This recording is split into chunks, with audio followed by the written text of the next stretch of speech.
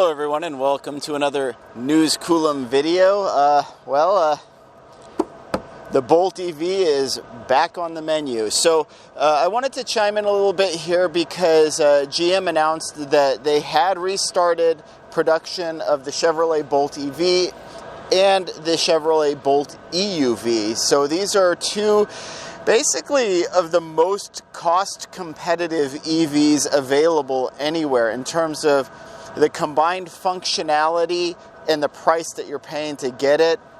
You really can't find a value better than these cars anywhere, right? There are some low cost options, even lower cost than the Bolt EUV, but they usually either lack the technology behind it or, you know, the range especially. That's the big thing, because what we're starting to see from GM now is that they are really focusing on range as their kind of primary target, and with, you know, over 250, 260 miles of range almost. And as many Bolt EV owners will attest, these cars see their rated range in real-world driving, real-world conditions. So these are a great value for someone, especially someone who's looking for a replacement car for their just basic everyday driving car.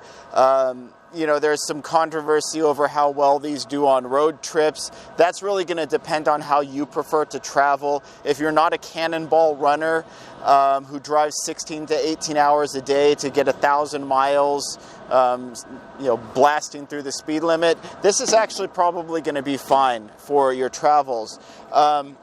But the fact that they're making these now, the big hiccup, right, and GM's been getting criticism for the slow production numbers or slow sales numbers for their EVs over the last 2 quarters, there's a very basic reason for that.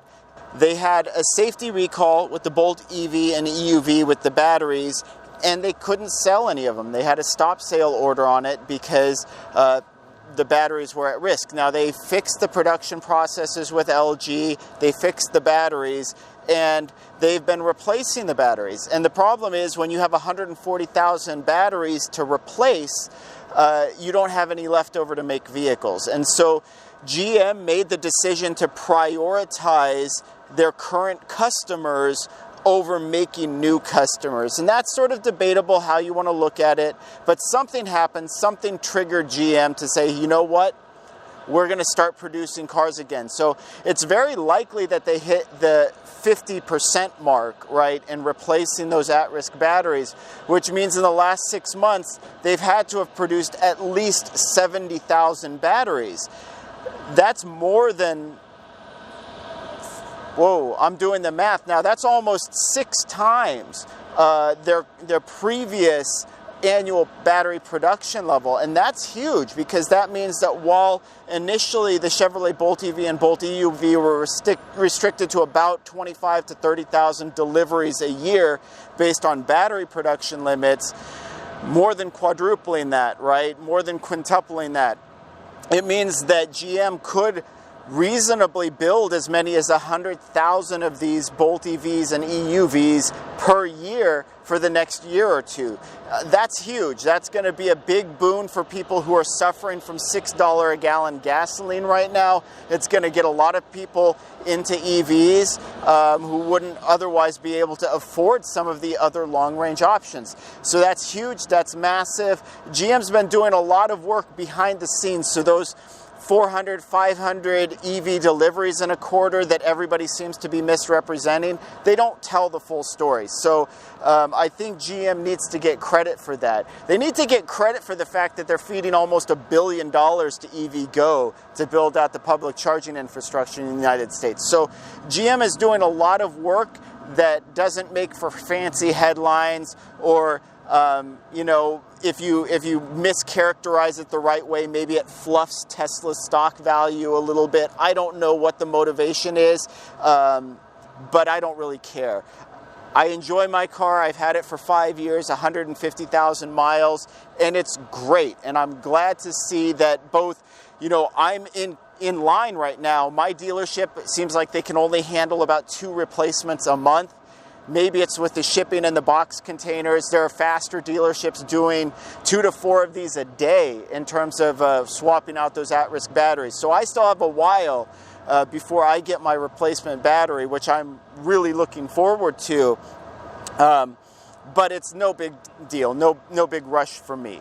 In the meantime, though, I did want to just say, hey, look, right now as an update to my car, retrospectively after 5 years, I thought I would go through some of my biggest gripes with it because I think I get kind of mischaracterized too, or misrepresented as some Bolt EV apologist, some GM apologist who only loves his car, is a big fan, right? Well, I am a big fan of this car and what it represents and what it can do, but I also acknowledge, hey, it's not perfect, right?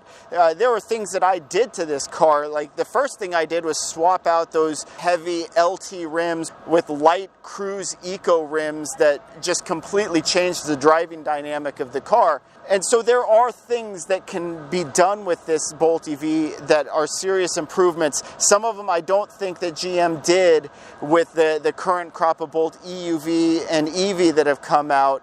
But hopefully they can maybe listen to this and take some constructive feedback and maybe cycle that into the next iteration of these cars. Now, I'm not going to count like the big gripe being the battery because, hey, GM did what they could do at the time with the battery that was available for the cost at the time. And so that's all hindsight bias saying, oh, don't buy bad batteries. Okay, fine, we get it. But these are things that I think GM made a choice on or could have addressed somewhere in the 5-year life cycle so far of these cars that they haven't done, right? Now, they've made improvements. They've improved the seats. They've widened them. They've thickened them. They've added cushioning. They added an HD rear view camera, which is amazing in the 2020 Bolt EV that I reviewed. They added battery capacity, added range. They've done a lot of stuff to these cars that I think are, noteworthy improvements that they don't get enough credit for. But there are still some low-hanging fruit, in my opinion, things that absolutely have to be addressed, right? And then some of them may have addressed in the newer models, so I'll kind of skip those over too. But one of my biggest gripes with the Bolt EV is the 150 amp CCS charging harness. And I've talked about this before, but these battery cells are rated for a 1C charging rate. That means the 60 kilowatt hour pack should have a peak charging rate of 60 kilowatts. The 66 kilowatt hour pack should have a peak charging rate of 66 kilowatts. When you're limited to 150 amps on CCS though, you can't do that. So they don't have enough throughput, and they haven't changed that harness yet, and that's unfortunate because a 200 amp CCS socket would be easy to do, and now you might only see a 10 to 15% improvement in charging speed, but the other thing that it allows you to do is take additional power from the charger when it's not needed for the battery to run cabin conditioning and battery conditioning. To me, it's a no-brainer. These should have 200 amp charging sockets. End of story. The other thing is too, and this they did kind of address in the newer models, I believe, but like that chrome strip in the dash, absolutely horrible. It reflects, it blinds, it gets in your eyes.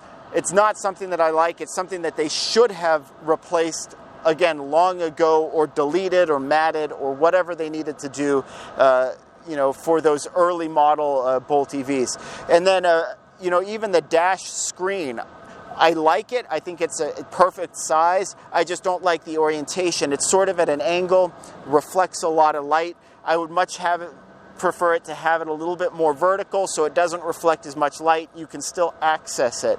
But that being said, most of my other gripes about the car are software based. Now, one of the things we've already seen them do in the GMC Hummer EV, so hopefully this is something GM is doing more of in the future, is a manual battery conditioning mode. Now, the GMC Hummer EV has it built into the navigation, but the Bolt EV, I wouldn't even care if it was in the navigation. I would just like the option to say, hey, condition the battery now. I want to be able to control that. Give me the same warning, the same disclaimer, I don't know, I'll just press OK. But give me the option to manually condition my battery to bring it up to optimal temperature.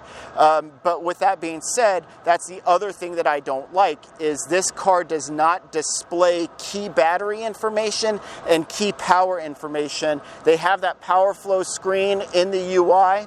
I would like to see the kilowatt in, the kilowatt out, both charging and driving. I would like to see the battery state of charge reflected in actual percentages, not rated range, not any of this other crap, just actual percentages. And then I would also like to see the battery temperature reflected in actual degrees, Fahrenheit or Celsius. Both of them obviously would be nice, but actual temperature in real time for the battery and possibly some of the other systems, so I know what the operating temperature is, and then I can choose for myself whether I want to activate a battery conditioning or not, or at least so I can see what's going on. Anyway, those are sort of like my big gripes. It's really not that much. They've already done things like add cushioning to the seats, widen the seats, all of that. Pretty much, otherwise, I wouldn't change a whole lot about the car. An all-wheel drive option would be nice, obviously.